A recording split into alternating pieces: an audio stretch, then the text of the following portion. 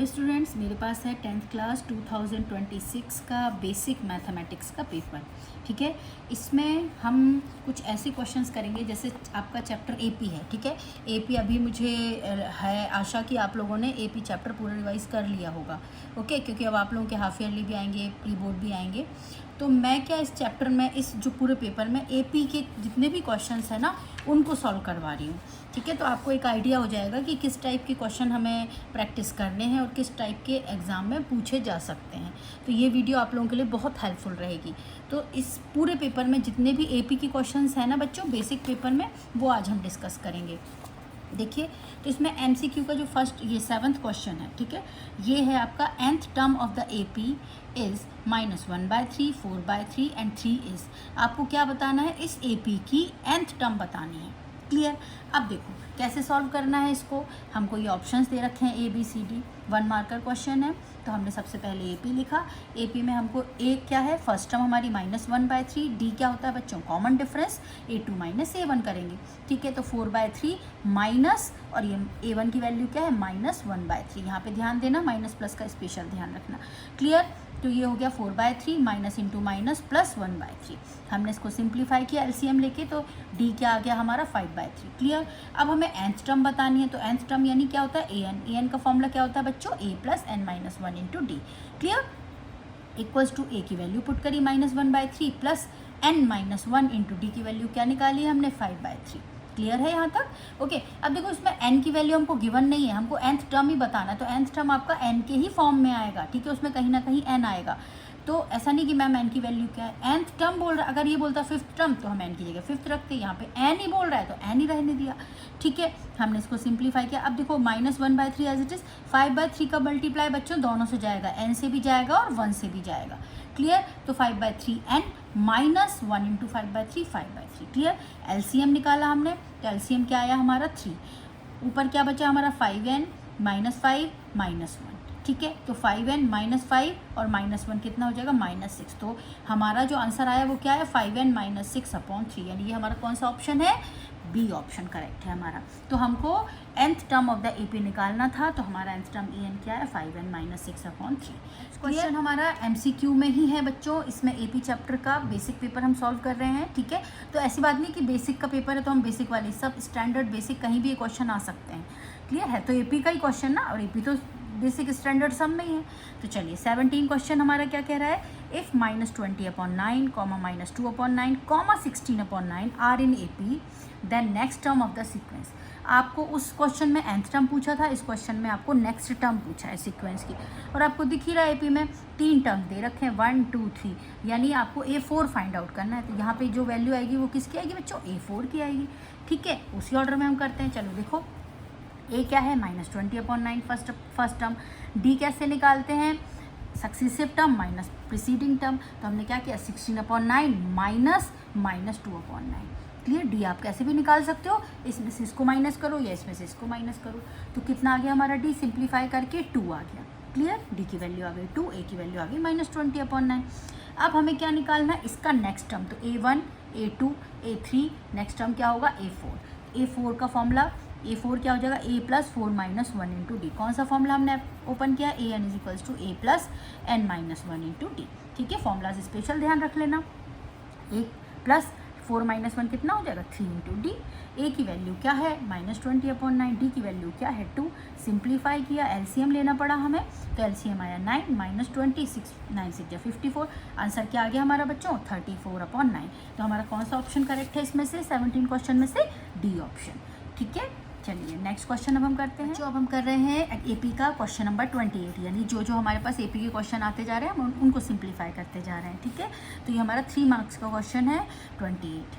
इसमें आपको ऑप्शन दे रखा है, या तो आप ए करो या बी करो। क्लियर। तो मैं दोनों क्वेश्चन आप लोगों को सॉल्व करवाऊंगी। ए क्या बोल रहा है question, how many terms of the AP 3 5 7 9 must be added to get the sum 80। मतलब आप एपी की, ये जो एपी बन रही है आपको दिख रहा है 2 का डिफरेंस एपी है, बिल्कुल है। तो आप इसकी कितनी टर्म्स को ऐड करो, then you will get the sum is 80। ये आपको बताना है। ठीक है, तो देखिए इस क्वेश्चन को कैसे करेंगे। ये हमने क्वेश्चन नोट कर लिया। अब हमें ए की वैल्यू क्या गिवन है, इसमें 3 गिवन है, डी हमने निकाल लिया, 5 - 3 करो या 7 - 5 करो, आंसर क्या आएगा 2। तो हमें निकालना एन, मतलब ऐसी हम कितनी टर्म्स लें 3, 5, 7, 9, 11, 13 कि हमें उन सबका टोटल आंसर 80 मिले। ठीक है, चलिए देखते हैं। अच्छा देखो एक और चीज़ बच्चों, आप लोग कहते हो जैसा सब मोस्टली कहते हैं कि भाई बेसिक में एनसीईआरटी के क्वेश्चंस आते हैं ऐसे, तो देखो आप लोग अभी देख रहे हो कि proper question as it is NCERT का उठ के आपको मतलब वैल्यू चेंज है, लेकिन हाँ बेसिक्स इन्होंने वही ले रखे हैं ना। ऐसे क्वेश्चंस आपके बुक में भी गिवन है कि सम जिनका गिवन है, एपी गिवन है, एन की वैल्यू फाइंड आउट करनी है। ठीक है, तो हमें प्रैक्टिस ही करनी है इन क्वेश्चंस की बहुत सारी, अब वहाँ पर जो भी वैल्यू है उस हिसाब से हमें सॉल्व कर देना है। ऐसे ही वाला क्वेश्चन है, तो इसमें एस एन क्या है, सम ऑफ टर्म। अब तुम्हें ध्यान रखना है कि एडेड टू मतलब ऐड करने पर, तो ऐड करना मतलब सम दे रखा है एस एन, ऐड करने पर जो सम आए वो आए 80, तो आप एस एन का ही फॉर्मूला लगाओगे ना, S N is to 80। S N का फॉर्मूला क्या होता है, n/2 2a + n - 1 × d। ठीक है, ओके अब एस एन की वैल्यू कितनी दे रखी है 80, n/2 n तो दे ही नहीं रखा, वो निकालना है हमें कि कितने टर्म्स आप ऐसे ऐड करो, तो n/2 + 2 × a की वैल्यू पुट करी कितनी है 3 + n - 1 d की वैल्यू क्या है बच्चों 2। ठीक है, 80 = n/2 इन ब्रैकेट 3 × 2 = 6 प्लस अब 2 का मल्टीप्लाई दोनों से जाएगा, डिस्ट्रीब्यूटिव प्रॉपर्टी 2n - 2। ठीक है, नेक्स्ट टर्म में मैंने कर दिया है नेक्स्ट पेज पे। अभी तो ये 3 × 2 = 6 + 2 ये आगे लिख लिया और n - 1 और ये यहाँ पे है। 80 = क्या हो जाएगा n/2 इन ब्रैकेट 6 + 2n - 2, अब 2 का मल्टीप्लाई कर दिया। ठीक है, 80 = n/2, पहले पूरा ब्रैकेट के अंदर सिंप्लीफाई कर लो, फिर n का मल्टीप्लाई करना। अब ये बचा हमारे पास 4 + 2n। अब आपके पास दो ऑप्शन है, आप एक तरीका है कि आप 80 को 2 से क्रॉस मल्टीप्लाई करो, फिर n का यहाँ मल्टीप्लाई कर दो, लेकिन थोड़ा सा और सिंप्लीफाई करने के लिए हमें यहाँ पे दिख रहा है इन दोनों में से 2 कॉमन आ रहा है, तो 2 से 2 हम कैंसिल कर सकते हैं, तो हमारी इक्वेशन शॉर्ट हो जाएगी। क्लियर, तो n/2 इंटू यहाँ से 2 कॉमन लिया, देन वी गेट 2 + n। और अगर आप भूल भी जाओ बच्चों तो 2 कॉमन ले तो कोई बात नहीं, आपकी जो इक्वेशन बनेगी ना फाइनल उसमें से 2 कॉमन लेके आप कर सकते हो। ठीक है, चलो 2 से 2 यहाँ कैंसिल आउट हो गया, तो 80 = अब ये बचा n, अंदर ब्रैकेट में है आपके पास 2 + n मल्टीप्लाई किया 2 × n 2n + n × n n²। Clear, ये आपके पास इक्वेशन बन गई n² + 2n - 80 = 0। ठीक है, अब इसको आपको क्या सिंप्लीफाई करना है, आपको जब आपको दिख रहा है क्वाड्रेटिक इक्वेशन है, क्वाड्रेटिक इक्वेशन में हम मिडिल टर्म लगा सकते हैं, तो मिडिल टर्म लगाई 80 × n², यानी आपको प्रोडक्ट तो चाहिए 80 n², और प्लस या माइनस करने पर आ जाए 2n, तो प्लस या माइनस करने पर 2n आ जाए, तो 80 किसके मल्टीप्लाई में आता है 10 और 8 की, 10 8 जा 80 और 10 में से 8 गया तो क्या बचता है 2, तो वही हमने टर्म्स ले लिए। प्लस का 10n क्यों लिया है, क्योंकि हमें प्लस का 2 चाहिए, इसलिए अब माइनस करके देखो +2 आएगा ना, और मल्टीप्लाई करके देखो इन दोनों को तो क्या आएगा -80 n², तो हमारा बिल्कुल करेक्ट है मिडिल टर्म स्प्लिटिंग।